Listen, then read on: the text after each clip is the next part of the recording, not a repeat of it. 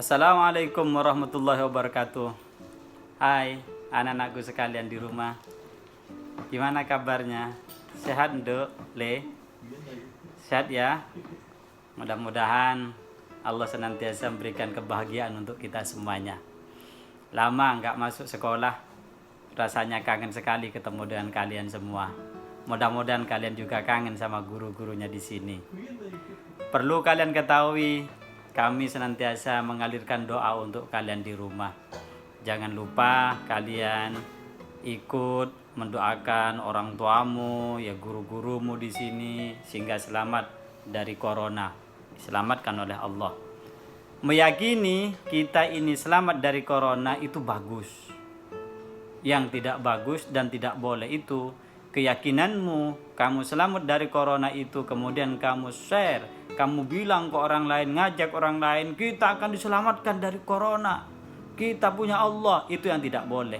Kalau itu diungkapkan, dibuat sebuah secara viral, mengajak orang lain dengan seolah-olah kamu punya Allah. Semua orang punya Allah, tapi pernyataanmu itu adalah mengandung unsur kesombongan. Nah, maka itu tidak boleh. Dalam kajian ajaran Ahlus Sunnah wal Jamaah itu hukumnya adalah termasuk orang yang sombong. Orang yang sombong itu musuhnya Allah. Ya, hanya Allah yang berhak untuk sombong. Selain Allah tidak boleh untuk sombong. Ketika kalian ketemu dengan orang sombong, dalam kitab Lubabul Hadis, anak kelas 11 itu paham itu ya, bahwa ketika kalian ketemu dengan orang sombong, maka kamu harus jauh lebih sombong daripada orang itu. Dan ketika kalian berjumpa dengan orang yang tawadu, maka kamu harus lebih tawadu. Ya. Takabbaru ala man takabbara. Jadi bersombonglah kamu kepada orang yang sombong. Tawadhu ala man tawaddi'a. Maka bertawaduklah kalian kepada orang yang tawadu. Ya. Anak-anakku sekalian di rumah yang dirahmati oleh Allah. Memang Pak Hadi lama nggak muncul, sebenarnya saya tahu kalian itu kangen sama saya. Walaupun saya nggak ganteng kan ngangenin nak ya. Saya sebenarnya itu marah itu ketika di sekolah itu ternyata mengangenkan itu. Membuat saya kangen itu. Kapan saya bisa marah? Kalau nggak bisa marah itu tidak bisa keluar kecerdasan saya itu nak ya. Oke, anak-anakku sekalian, menghadapi virus corona yang insya Allah sebentar lagi Indonesia akan berdamai dengan corona, kita senantiasa berdoa dan kita tidak boleh terlalu takut, juga tidak boleh terlalu sombong. Ingat, banyak cerita yang berseliweran di mana terdahulu di zaman Khalifah Umayyah itu.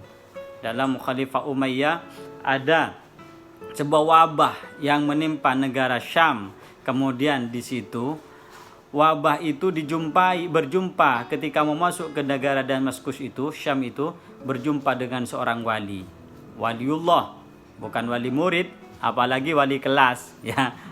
Itu enggak ada yoninya. Waliullah itu apa? Waliullah itu adalah orang yang menjadi kekasih Allah, yang bisa melihat apa yang tidak bisa kita lihat, yang bisa berbicara dengan apa yang tidak bisa kita bicarakan.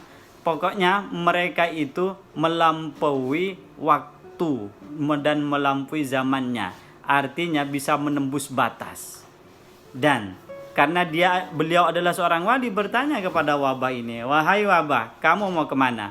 Saya mau ke Damaskus. Ada apa kamu mau ke sana? Saya diutus Allah untuk membunuh orang di sana. Berapa jumlahnya orang yang kamu bunuh? Saya akan membunuh 1000 orang. 1000 orang itu berapa lama kamu di sana menetapnya? Saya 2 tahun. Oke. Akhirnya berangkatlah, berpisah. Dia bisa berbicara karena waliullah. Kalau kamu nggak bisa, nah, apalagi wali murid dan wali kelas, hanya bisa berbicara sama siswa dan anaknya. Akhirnya setelah 2 tahun ketika wabah itu mau pulang, bertemu lagi dengan walinya. Ditanya sama waliullah itu, hai wabah, kemana kamu? Saya mau pulang. Sudah selesai tugasmu? Sudah. Berapa orang yang kamu bunuh? saya membunuh ya orang yang terbunuh di sana jumlahnya adalah sekitar 5.000. Loh, bukankah kamu berjanji dan mengatakan kepada saya hanya ingin membunuh 1.000 orang? Kenapa kok 5.000 yang dibunuh? Sebenarnya yang ditakdirkan untuk dibunuh melalui virus saya ini hanya 1.000. Yang 4.000-nya itu karena mati karena ketakutan. Ketakutan dengan dirinya sendiri. Maka untuk itu belajar dari cerita ini nyata, diceritakan ulama salafus soleh, orang-orang yang sama walinya. Ini nyata, kita itu tidak boleh terlalu takut dan juga tidak boleh terlalu menantang, ya. Ikuti aturan pemerintah dan ikuti aturan Allah. Maka dalam ajaran PAI, ya, ati Allah wa atiur Rasul wa ulil amri minkum. Patuhlah, tunduklah kalian semua kepada Allah dan kepada Rasulnya, dan tunduklah kepada pemerintah yang memerintahkan kamu. Tidak boleh dibuang. Di situ wawunya adalah waw atop limut lakil jam'i, artinya satu dengan lain tidak bisa dipisahkan. Tapi kalau bertentangan Ustadz, ya kalau bertentangan pilihlah Allah. Tapi bukan berarti mengabaikan pemerintah, kecuali perintahnya pemerintah itu adalah maksiat. Selama tidak ada maksiat, ya tetap harus kita menyiasati bagaimana sebisa mungkin untuk mengikutinya. Loh, meninggalkan sholat Jumat kan maksiat, Ustadz. Itu dalam konteks fikih sangat panjang pembahasannya. Kalau kita bahas hari ini tidak cukup file memori video saya. Untuk itu kalian nanti akan saya ulas itu kalau pengen tahu apakah itu bertentangan, apakah itu maksiat, maka kajiannya tidak cukup satu madhab. Di sini ada 4 madhab, terutama yang mengikuti ajaran Ahlus Sunnah wal Jamaah. Oke, anak-anakku sekalian, kalau kalian kangen sama Pak Hadi di pelajaran ini, silahkan kalian subscribe, ya. Subscribe kalian adalah nilai ujian harian kalian di mata pelajarannya Pak Hadi. Oke, makasih. Assalamualaikum warahmatullahi wabarakatuh.